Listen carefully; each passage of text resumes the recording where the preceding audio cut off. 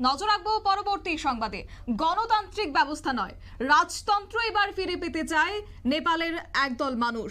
অবশ্য রাজতন্ত্র ফিরে পেতে ইতিমধ্যেই শুরু হয়ে গেছে ব্যাপক আন্দোলন। নেপালের বাসিন্দাদের পরিস্থিতি মোকাবেলায় নামাতে হয়েছে সেনা, সেই সঙ্গে জারি করা হয়েছে কারফিউ। পরিস্থিতি কেমন রয়েছে এই মুহূর্তে যাবো বিস্তারিত। আমাদের সঙ্গে যুক্ত হয়ে গেছে প্রতিনিধি রাজীব দত্ত। রাজীব, এবার গণতান্ত্রিক ব্যবস্থা কি চাইছেই না সেখানকার বাসিন্দারা? রাজতন্ত্র তারা ফিরে পেতে চাইছেন, তাদের কি দাবি দাওয়া রয়েছে এবং কেনই বা তাদের এই সিদ্ধান্ত তারা নিচ্ছেন?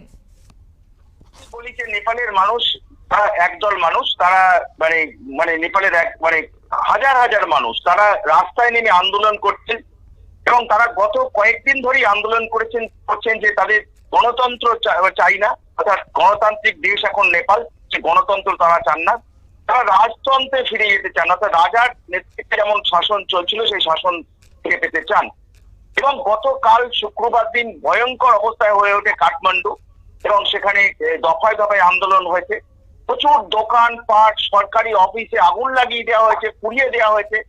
সেই মিছিলকে ছত্রভঙ্গ করতে পুলিশকে টিয়ার গ্যাস চালাতে হয়েছে, তাতেও কিন্তু নিয়ন্ত্রণে না আসার পর সেনাকে ডাকা হয়েছে এবং রাস্তায় রাস্তায় আজকেও মিছিল চলছে, রাস্তায় সেনা টহল দিচ্ছে, তার সঙ্গে বিক্ষোভও চলছে এবং ভয়ঙ্কর অবস্থা কিন্তু কাঠমান্ডু সহ নেপালের বহু শহরে।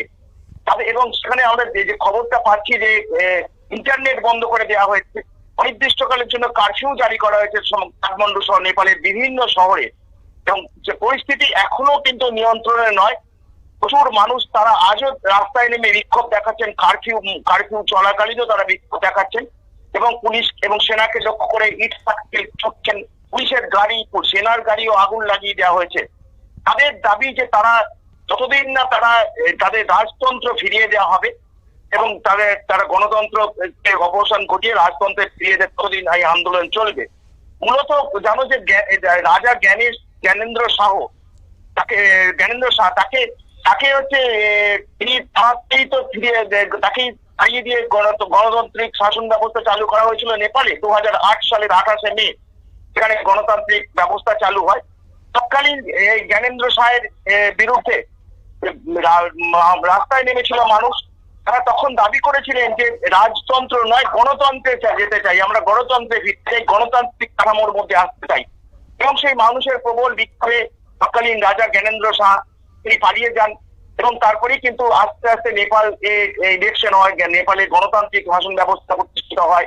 নেপালে এখন যে নির্বাচিত সরকার রয়েছে, কিন্তু এখন তারা আর এই সরকারের মধ্যে, নির্বাচিত সরকারের মধ্যে থাকতে চান না। কয়েকদিন আগে জ্ঞানেন্দ্র শাহ ফিরে এসেছেন, তারপরেই কিন্তু আন্দোলনটা আরো জোরদার হয়েছে। কারণ কেন থাকতে চান না? তাদের নেপালের মানুষের যুক্তি হচ্ছে যে এই গণতান্ত্রিক শাসন ব্যবস্থায় দুর্নীতি বেড়েছে, সরকারের ঘন ঘন সরকারের পরিবর্তন হচ্ছে, রাজনৈতিক দলগুলোর মধ্যে দলাদলি, আইন শৃঙ্খলা ভেঙে পড়েছে, অর্থনীতি ভেঙে পড়েছে, যুবক যুবতীদের চাকরি নেই, শিক্ষা ব্যবস্থা ভেঙে পড়েছে, সবকিছু ভেঙে পড়েছে। অর্থাৎ তারা সেই কারণেই ফিরে যেতে চান রাজতন্ত্রে। প্রথম দেখলাম যে গণতান্ত্রিক কাঠামোর মধ্যে থেকে তারা রাজতন্ত্রে ফিরতে চাইছেন এবং তারা বলছেন যে রাজতন্ত্রের আমলেই তারা ভালো ছিলেন।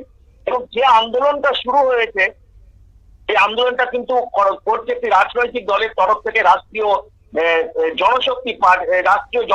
প্রজাশক্তি পার্টি, রাষ্ট্রীয় প্রজাতন্ত্র পার্টি বলে একটি দল।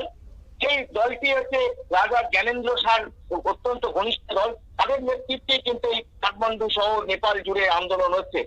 আজও কিন্তু পরিস্থিতি অত্যন্ত থমথমে। গত কিছুদিন ধরে আন্দোলন চলছিল, কিন্তু গতকাল শুক্রবার ভয়ঙ্কর অবস্থা নেয়। কাঠমান্ডু শহরের বহু শপিং মলে আগুন দিয়ে দেওয়া হয়েছে, সরকারি অফিসে আগুন দিয়ে দেওয়া হয়েছে, বেসরকারি অফিসে আগুন দেওয়া হয়েছে, যার ফলে বাধ্য হয়ে কারফিউ জারি করতে হয়েছে। এবং আজকে কিন্তু কাঠমান্ডু শহর জুড়ে কিন্তু থমথমে পরিস্থিতি।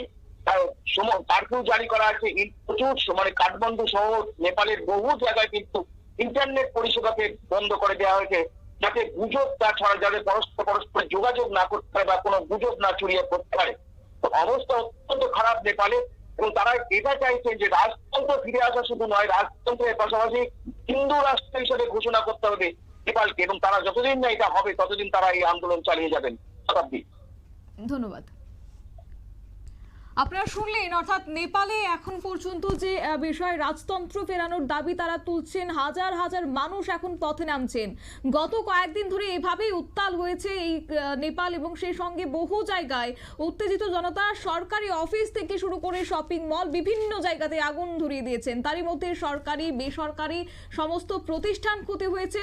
পরিস্থিতি নিয়ন্ত্রণে আনতে যদিও সেখানে জারি করা হয়েছে কারফিউ, কিন্তু তারপরও রাস্তায় এখনো পর্যন্ত রয়েছে সেখানকার সাধারণ মানুষরা। সেখানে সেনা নামাতে হয়েছে। মানুষের দাবি যে তারা গণতান্ত্রিক শাসন ব্যবস্থা তারা চাইছেন না, ফিরিয়ে দেওয়া হোক রাজতন্ত্র। সেই সঙ্গে নেপালের আন্দোলনকারীরা তারা দাবি জানিয়েছেন যে নেপালকে নাকি হিন্দু রাষ্ট্র হিসেবে ঘোষিত করতে হবে। যাই হোক, পরিস্থিতির সামাল দিতে রীতিমতো প্রশাসনও এক প্রকার হিমশিম খাচ্ছে। তবে সেখানে পরিস্থিতি মোকাবেলায় রীতিমতো সেখানে তৎপর রয়েছে পুলিশ প্রশাসনও। নিয়ে নিচ্ছি ছোট্ট একটি বিজ্ঞাপন বিরতি, সঙ্গে থাকুন।